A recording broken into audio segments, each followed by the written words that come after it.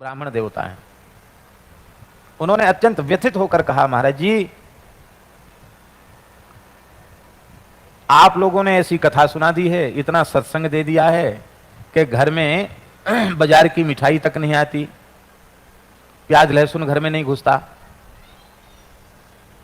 अब घर में रोज सत्संग होता है, रोज कीर्तन होता है घर में। अब बेटियां विवाह के योग्य हो गई, बहुत सुंदर हैं, खूब पढ़ी लिखी हैं, लेकिन 100 घरों में 99 घर ऐसे हैं ब्राह्मणों में जिनको ब्राह्मण कहना लज्जा की बात है। प्याज लहसुन तक तो चलो कोई बात नहीं, अशुद्ध वस्तु पी जा रही है प्रायः और अशुद्ध वस्तु खाई जा रही है। मद्य मांस का प्रचलन हो गया, फैशन हो गया। थोड़ी भी संपन्नता जिनमें है, थोड़ी भी पढ़े लिखे हैं,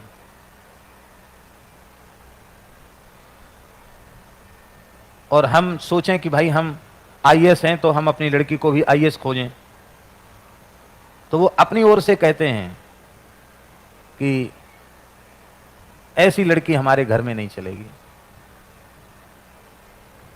अति आधुनिक वेशभूषा में रहे, ऊट पटांग खाए पिए, होटल में क्लब में जाए, वो लड़की चलेगी, नहीं दूसरी लड़की नहीं चलेगी। क्या करें महाराज?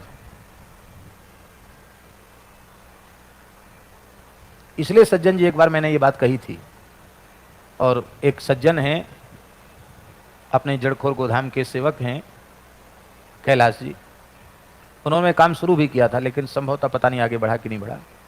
एक विचार है कि अब ऐसी आवश्यकता आ गई है भैया जी कि जो आस्तिक लोग हैं, वैष्णव लोग हैं, जिनका आहार विहार विचार पवित्र हैं, ऐसे लोगों को एक ऐसा संगठन बनाना चाहिए कि जिस संगठन के माध्यम से कम उनकी परंपरा में वैष्णव संस्कार संपन्न बहू घर में आवे और वैष्णव संस्कार संपन्न घर में बेटी जावे।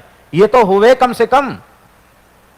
और यह प्रयास एक व्यक्ति का प्रयास नहीं, बहुत लोगों को इस प्रयास में लगना चाहिए और अखिल भारतीय स्तर पर इसका प्रयास होना चाहिए। वर्णाश्रम व्यवस्था के मूलभूत स्वरूप को अत्यंत आदर देते हुए, अंतरजातीय विवाह का तो हम स्वप्न में भी समर्थन नहीं कर सकते। ये तो संकरो नरका यही वह कुलघ्नानां कुलस्य च, ये तो वर्ण संकरता नरक ले जाने वाली है।